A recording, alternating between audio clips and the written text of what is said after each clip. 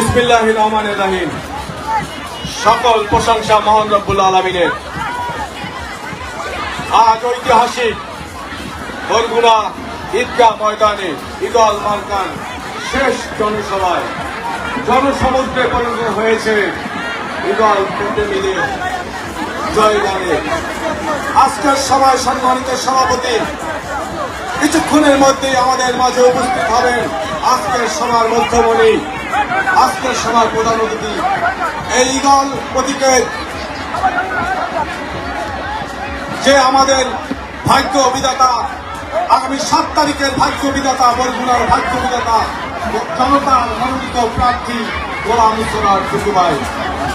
মঞ্চে উপবিষ্ট বিভিন্ন নেতৃবৃন্দ, সামনে উপবিষ্ট আমার প্রিয় ভাই ও বোনেরা, সবাইকে জানাই আমার প্রাণ প্রিয় সংগঠন বাংলাদেশ আওয়ামী যুবলীগ বরগুনা জেলা শাখা ও ঈগল মার্কার পক্ষ থেকে শুভেচ্ছা ও অভিনন্দন। প্রিয় সহযোদ্ধা সাথী, আজ একটি মিলন মেলায় পরিণত হয়েছে এই ঈদগাহ ময়দান। কানায় কানায় পূর্ণ হয়েছে ঈগল প্রেমীদের স্লোগানে স্লোগানে।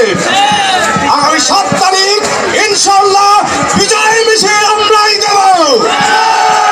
এবং আমি আমাদের মাননীয় এমপি মহোদয়কে বলতে চাই, দেখে যান আজ ঈগল প্রেমীরা জেগেছে, এই ঈদগাহ ময়দানে জেগেছে।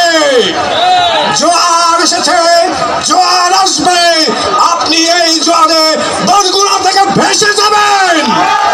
আজকে মঞ্চ থেকে বলতে চাই, আপনার দুঃশাসন, আপনার দুর্নীতি, এই 7 তারিখে বরগুনার আবহাওয়ার জনগণ ঈগল মার্কায় ভোট দিয়ে আপনাকে এই বরগুনা থেকে বিতাড়িত করবে, এই আশাবাদ দেখতে রেখে আমি আমার বক্তব্য শেষ করছি। জয় বাংলা, জয়